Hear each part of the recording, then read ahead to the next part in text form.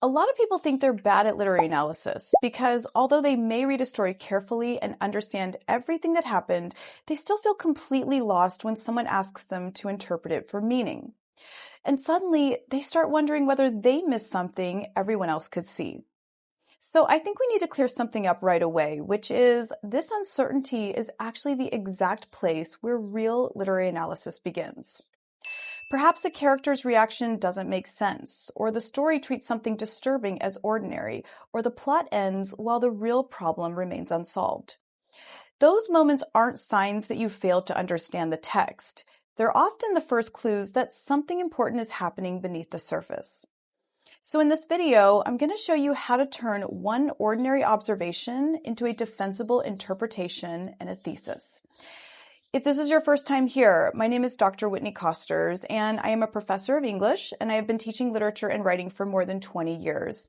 And after all this time, I've become firmly convinced that literature really helps us understand ourselves and the worlds that shape us.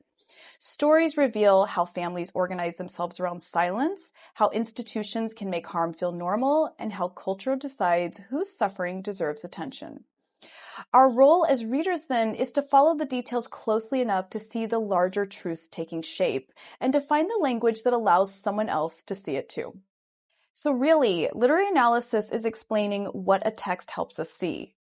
And contrary to popular belief, it's not a scavenger hunt for symbols or a performance in which you try to sound really profound and smart, and there is rarely one final interpretation.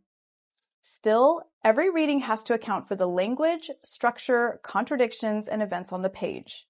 So your job is to build an interpretation another reader can follow, question, and take seriously. So the process is simple. You need to notice, name the tension, ask why, test possibilities, make a claim, explain evidence, and preserve complexity. And I'm going to walk you through exactly how to do this using Shirley Jackson's The Lottery, a classic short story that is easy to follow even if you haven't read it recently. If you haven't read The Lottery at all, you should, because it's a great short story. I'm going to link an audiobook and my literary interpretation of it down below so that you can see my analysis of it in full. If you don't have the time or interest in reading it, then just know that it's a story in which a small town gathers for an annual lottery. Children collect stones, neighbors talk, and families wait together. And eventually, we discover that the selected person is not winning a prize. He or she will be stoned to death by the community. And the unlucky winner is Tessie Hutchinson, who participates in the macabre ritual without seriously objecting until she's about to be put to death. So, whether you're a teacher, a student, or simply someone who wants to understand literature a little better, this method is going to give you a very clear place to begin. Step one is to notice one moment. So, students often begin by asking what the entire story is really about. And then they start reaching for large words like love, power, tradition, death, or freedom. Now, these words may identify a subject, but they don't yet tell us what that story understands about it. So begin smaller.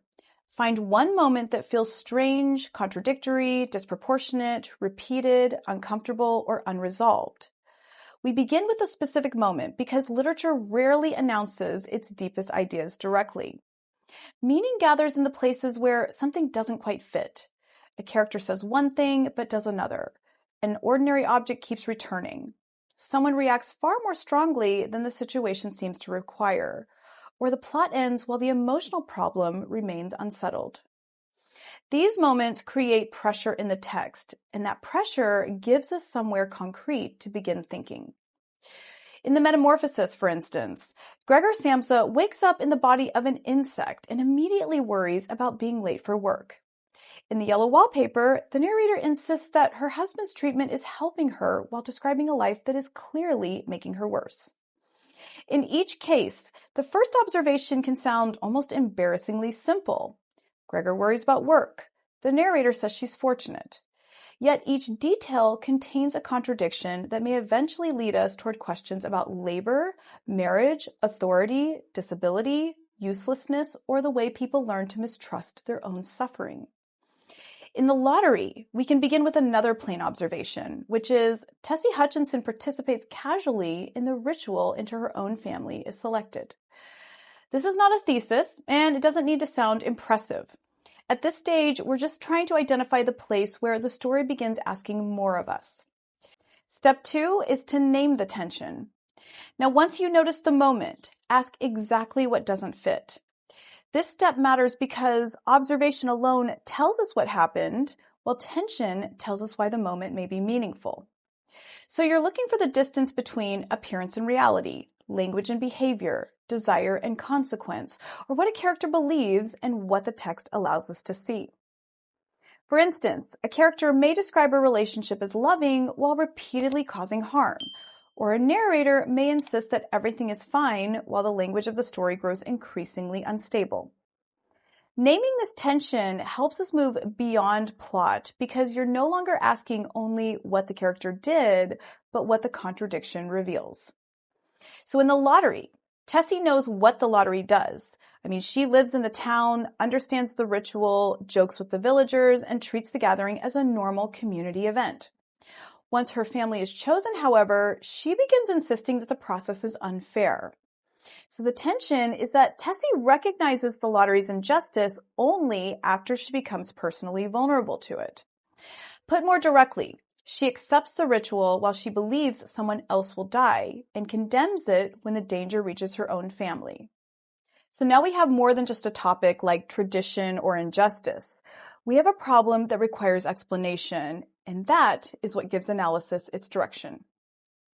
Now, step 3 is to ask why. Ask why the writer may have created this tension at all. This is the moment when analysis begins opening outward. A contradiction in a character may reveal something about fear, family, class, gender, religion, history, or power. It may also reveal something about the form of the story itself, what the narrator hides, what the structure delays, or what the ending refuses to resolve. Now, don't pressure yourself to produce the perfect interpretation immediately. The demand to be instantly insightful is one reason people freeze and kind of give up. Instead, give yourself several possible explanations and let them remain provisional. Tessie may be selfish, or fear may allow her to recognize something that she's ignored before. Or perhaps the lottery has become so normal that no one can fully see its cruelty until they're personally threatened by it. The story may also be examining how belonging to a group weakens our willingness to question what that group accepts. The purpose of asking why is not to guess what Jackson was secretly thinking. It's to consider what this constructed moment allows the story to reveal. Remember that writers make choices about timing, language, silence, perspective, and contrast, and analysis asks what those choices make visible. Now, none of our possibilities have been proven yet, and that's okay, because good readers don't begin with certainty. They begin with a question strong enough to lead them back into the text. Step 4 is to test the possibilities. Now we'll return to the story and ask which explanation accounts for the most evidence. This step is what separates literary analysis from a personal reaction. Now, you may feel that a character is selfish, frightened, loving, or trapped, but a persuasive interpretation must show how the text creates that understanding. Testing an idea means looking for patterns, not merely finding one quote that appears to agree with you. Ask whether the character behaves this way more than once. Notice whether the language changes at a particular moment and look for contrasts, repetitions, omissions, and consequences. Then ask what evidence might complicate or even weaken your first explanation. If Tessie has always opposed the lottery, we should see some resistance before her family is selected, but we don't.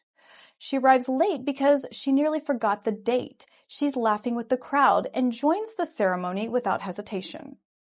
When her husband draws the marked paper, she first argues that he was not given enough time to choose. This detail is so important because she challenges the procedure before she challenges the morality of the ritual. She's always known that someone will be killed.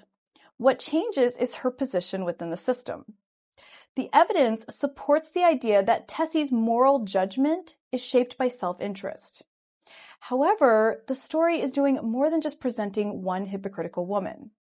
The entire village participates in this. Children gather the stones and families stand together. The ritual has rules, officials, and a familiar sequence, so violence is distributed across the community until no individual person has to feel completely responsible. One interpretation now begins to explain more of the story. Jackson is showing how people can accept cruelty when tradition makes it feel ordinary, and when they believe its consequences will belong to someone else. That is why we test our possibilities. We're trying to find the interpretation that explains the greatest number of details without forcing the text to become simpler than it is. Now, step 5 is to make a claim. A claim is going to state what the pattern reveals, and it needs to move beyond describing the character or just naming the subject, and actually explain what the text helps us understand about this subject. A summary is going to say that Tessie protests after her family is selected, while an analytical claim is going to say that Tessie's delayed protest reveals how easily people accept injustice when they believe themselves protected from it. We can make this even more precise by saying, in the lottery, Shirley Jackson uses Tessie Hutchinson's delayed protest to show how social belonging can make cruelty feel morally ordinary, especially when people assume they will never become its victims. The importance of this claim is that it gives your interpretation a real shape another reader can follow. It tells the reader which textual choice you're examining, what this choice reveals, and why the revelation matters at all. This same movement can happen in any work. For instance, Gregor's anxiety about work may lead to a claim about how completely he has learned to measure his worth through productivity. Or in The Yellow Wallpaper, the narrator's repeated insistence that her husband knows best may lead to a claim about how authority can become most powerful when a person has been taught to distrust her own perception. A claim takes the specific detail and names the larger human, social, or historical problem contained within it. Now remember, another reader may make a different claim, and that is part of what makes literary analysis worth doing. However, no matter what your claim states, it always must be answerable to the text. Step 6 is to explain the evidence. Now let's turn the interpretation into a body paragraph. Begin with a smaller claim that supports the thesis. Tessie's behavior before the drawing shows that she accepts the lottery as long as she believes its violence will remain distant from her own life. Then provide the evidence. Tessie arrives late, she laughs with the villagers, and she joins her family without expressing concern about the ritual. Once her husband draws the marked paper, though, she protests that he was not given enough time. Now, at this point, a weak paragraph might say something like, "This shows that Tessie thinks the lottery is unfair," which is merely repeating the evidence. Explanation begins when you identify what's significant about the timing, the wording, contrast, or pattern. Tessie doesn't learn anything new about the lottery. She's always understood that someone is going to die. It's her position that has changed, so her judgment changes with it. The violence she accepted as a community tradition becomes injustice only when she can no longer imagine herself safely outside it. Now from here, connect the detail to the larger argument. Jackson uses the timing of Tessie's protest to expose the limits of moral concern within a community that has separated ordinary belonging from the suffering that belonging requires. Tessie's protest arrives too late to challenge the system because she's already helped preserve the social world that makes the violence possible. This movement, from what happens to what the language, structure, or timing reveals, is the heart of analysis. The quote doesn't explain itself. Your reasoning shows the reader what to notice and why it matters. Now, this is also why naming some literary devices does not accomplish the work of literary analysis. You may notice irony in the calm or orderly atmosphere of the lottery, but the useful question is what that contrast accomplishes. The casual conversations, formal procedure, and familiar setting make the violence appear socially acceptable. It's Jackson's restraint that allows the horror to emerge from routine itself, and that is what makes it particularly disturbing and macabre. And lastly, step 7 is to preserve the complexity. Now, at this point, we have a defensible interpretation, but strong analysis asks what prevents that interpretation from becoming too easy. Now, we want to preserve complexity because powerful literature rarely gives us characters who can be understood through a single moral label. After all, people can love and harm one another at the same time, resist a system and benefit from it, understand part of the truth while deliberately remaining blind to the rest of it. So when an interpretation makes everyone entirely innocent or entirely guilty, it often leaves something important unexplained. So it would be easy to label Tessie a hypocrite and then just stop there. I mean, her behavior certainly supports that judgment. Yet she's also a victim of an unjust system. Her earlier acceptance of the lottery doesn't make her death deserved. The story allows us to see her as complicit and harmed at the same time. This complication strengthens the argument.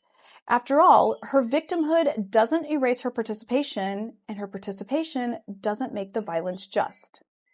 Jackson then forces us to confront the fact that people, we, can help sustain systems that may eventually destroy us. We may follow a tradition because everyone else does, benefit from it while they remain protected, and recognize its cruelty only after that protection disappears. So a paragraph could therefore conclude by explaining that Tessie's earlier participation makes her protest morally compromised, although it doesn't make the lottery fair. Jackson shows how a harmful system can turn its participants into both enforcers and potential victims. The same community that gives Tessie belonging ultimately demands her death, revealing how loyalty to a group can conceal the violence on which that group depends. Now, the interpretation holds more than one truth. We're no longer simply judging Tessie. We're examining the assumptions, loyalties, fears, and blind spots that make her behavior possible, and then asking where those same forces may appear in our own stories, our own institutions, and our own lives. So there you have it. How to do a real and meaningful literary analysis in 7 steps. And I hope through this process, you will really start to see that literary analysis leads us to something we all actually care about, because it was never just about finding the answer a teacher had in mind and earning a grade.